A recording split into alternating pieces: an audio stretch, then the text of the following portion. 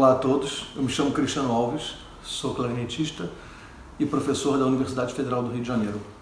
Queria falar um pouquinho sobre a importância da escuta na formação da concepção musical e interpretativa de um artista e, sobretudo, de um clarinetista.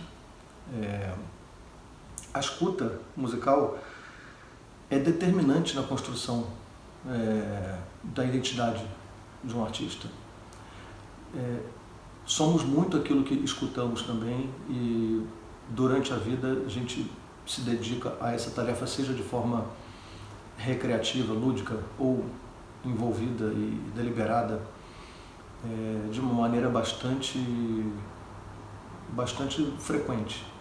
A música faz parte da nossa vida desde sempre e ocupa um lugar muito importante, sobretudo quando exercemos esse ofício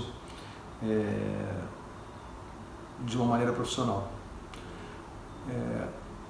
Me lembro bem das minhas referências de adolescente, dos discos que eu escutava, das pessoas que eu cultuava e penso que foi muito importante ter vivido exatamente essa fase de admiração, de busca por modelagem, por praticamente imitação de paradigmas que vinham até mim e que eu, por alguma razão, entendia como sendo os modelos os quais eu queria seguir. Com o passar do tempo, uma coisa importante é entender um pouco de por que esses paradigmas eram constituídos como os modelos a serem seguidos, porque a partir do momento em que a gente entende o que a gente está buscando, a gente entende um pouco mais sobre o que a gente quer ser.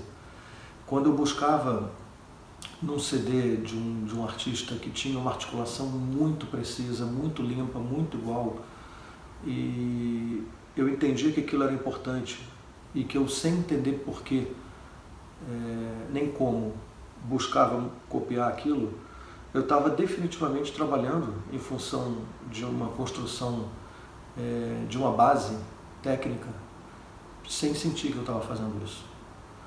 Então, os grandes artistas que eu escutava muitos concertos de Weber com a Sabine Mayer, quinteto de Mozart com Leister, Carl Leister, escutava muita música brasileira, escutava Paulo Sérgio Santos, que foi uma pessoa importantíssima e continua sendo, sempre vai ser um referencial fundamental para mim.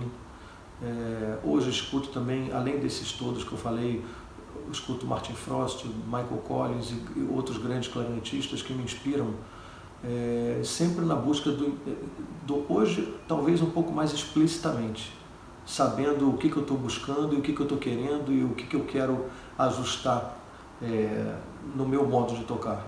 Mas quando a gente é mais novo, a gente simplesmente é impactado, gosta e busca imitar e depois percebe que o resultado que a gente está buscando é aquilo que a gente quer enquanto manifestação artística.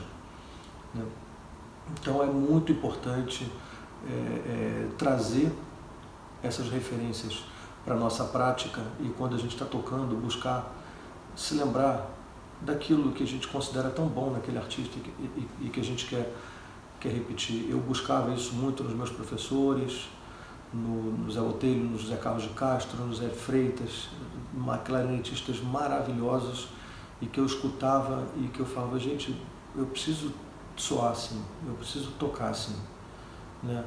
E esse processo de escuta é uma eterna modelagem, é algo que agrega valor incomensurável à nossa busca artística. Representam realmente ferramentas de estímulo ao desenvolvimento de distintos níveis de feedback, né? Não apenas o auditivo, mas até o visual mesmo. Você vê a pessoa no palco e você entender como ela se expressa com o corpo também é muito importante. Então são mecanismos de ativação, de desenvolvimento de processos variados, de criatividade, de interatividade, desenvolvimento de senso crítico enfim. Através dessa busca a gente explora características individuais nossas, somando ao que a gente está tentando, de certa forma, copiar, né? porque essa construção desses paradigmas, ela é uma busca muito rica, e não é uma busca por ser aquela pessoa e fazer como ela faz, o que ela faz, mas sim por colocar no nosso caldeirão um pouco de tudo. Eu acho que o desenvolvimento dentro do próprio trabalho coletivo, no conjunto, também é um exercício de desenvolvimento ao raciocínio crítico, artístico, ao próprio entendimento didático, entendendo, com o passar do tempo a gente entende o que a gente pode trabalhar com o aluno em função do que a gente trabalhava quando a gente estava na mesma posição que ele. E no trabalho com conjuntos em específico, a gente poder trabalhar as possibilidades acústicas daquela resultante dos instrumentos, as nossas capacidades, coisas com técnicas expandidas, enfim. Eu sempre trabalhei muito com quinteto de sopros. Eu tinha um quinteto com Sami Fux, Carlos Prazeres, Leandro Lobo, Juliano Barbosa, e a gente ensaiava desde adolescente, desde muito jovem, enfim, tocamos por muito tempo, foi uma escola, a gente ensaiava, finais de semana a gente ficava o dia inteiro lá na sede da banda Salesiano, então foi um período de muito crescimento, foi uma escola, eu recomendo muito a prática de quinteto de sopros, foi um período de crescimento também pessoal, e é um desenvolvimento, tem esse caráter formativo, inclusive de personalidade, uma questão cultural envolvida também, que é muito, muito determinante, além do próprio crescimento artístico, porque eles eram e são maravilhosos, então era muito importante para mim. Como foi também o trabalho com música nova, um grupo de música contemporânea da Escola de Música, dirigido por Marisa Rezende, um grupo maravilhoso. A Marisa, uma professora incrível, era também com Sami Fux na flauta, com Juliano Barbosa fagote, João Luiz Arias trombone, Alexandre Brasil contrabaixo e a Marisa Rezende no piano. A gente gravou CD, a gente teve, embora fosse uma formação não usual, a gente recebia muito material, a gente fazia muitas encomendas, e ter tocado com música contemporânea, aprendido muito sobre leitura, sobre técnicas expandidas, sobre questões rítmicas que eram demandas inimagináveis até então, porque eram coisas muito complexas muitas vezes. E foi um período muito bom, de um crescimento incrível, como foi também o período que eu passei na banda de Salesiano. Foi uma coisa, até do ponto de vista social, foi muito importante. Foi um período que não teria, que se não tivesse havido, certamente a minha formação musical teria tido para mim um gap importante que a banda traz, inclusive no que diz respeito à questão do convívio social. Mas quando a gente pode se perceber trabalhando num contexto amplo de música de câmara, ou num quinteto, ou num grupo de música contemporânea, num grupo de choro, como eu toquei também num grupo de choro, que foi muito importante para mim, e acho que é fundamental se trabalhar com música popular, com choro, é a nossa base, é a nossa escola, e isso só tem a agregar valor, agrega um valor absurdo à nossa formação, à nossa identidade artística, né? Quando a gente vai para fora, quando a gente se apresenta em qualquer lugar, antes de você ser clarinetista, você é brasileiro.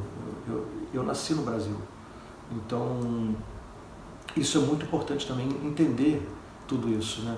Entender que por trás daquele artista, daquele músico, daquele instrumento tem uma identidade cultural que não tem como, que ela pulsa e ela está presente na nossa vida, na nossa fala, na nossa língua, e a mesma coisa com o instrumento.